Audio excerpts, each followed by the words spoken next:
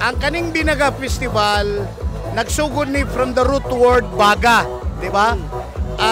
Bisaya and lumad word coming from the production shop kining kuan bitaw magsugba ba kaning kalayo imo sang ipabaga ang kahoy. It is isa ni sa mode of how to cook, prepare sa pagkaon. So diri sa Agusan kapag mag-ingong gani kag binaga, it is always sumpay na siya sa pagsugba sa endemic species nga isda daghan diri, which is ang haluan. Oh. So dili gyud mo na siya sa amo pag mingon kag binaga, haluan gyud na siya ang iyang pari sa ana. Oh.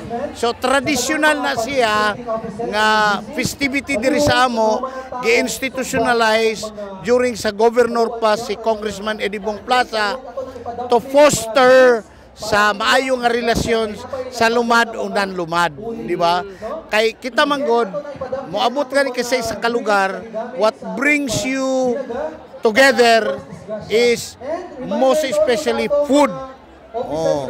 So mo ni karon ang binigag institutionalize nato para paghatag og importansya sa endemic species nga haluan diri sa Agusan del Sur. Naa may haluan sa uban lain-lain nga species, pero ang among species very endemic diri sa Agusan Marsh ug Agusan River. Binaga champion last year, no? So hopefully this year champion pa din. And another entry Als Bayugan.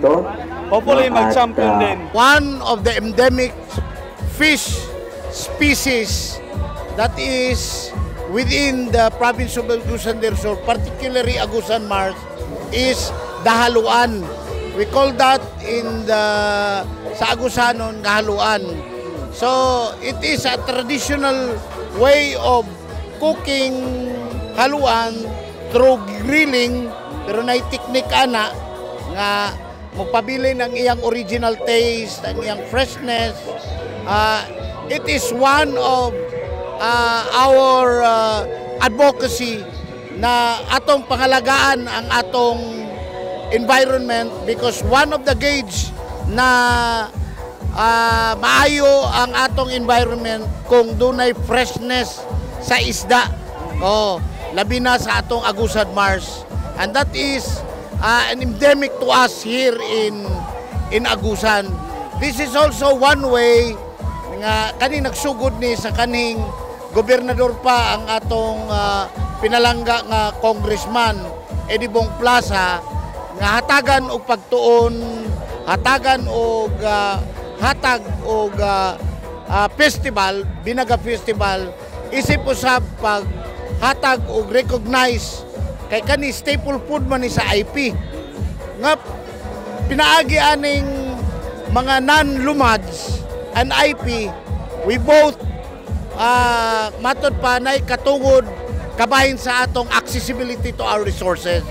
So mao na siya, we are trying to protect the haluan, which is an endemic species in our province. So not only that, pati ang tribo makita nimo dunay banding, dunay hudyaka, pakiglipay, and it brings good relations and friendship among the people of Agusan, not only the lumad but including the non-lumads who are also Agsurnon. We have supported all of those source of protein man gud siya. Even tilapia natay cultured, and what you're saying ang catfish kanang hito cultured food. Pero kaning haluan wag kay makita ani nga mag-cultured og haluan, because they are really living on a natural environment. Sa Agusan gyud ni siya.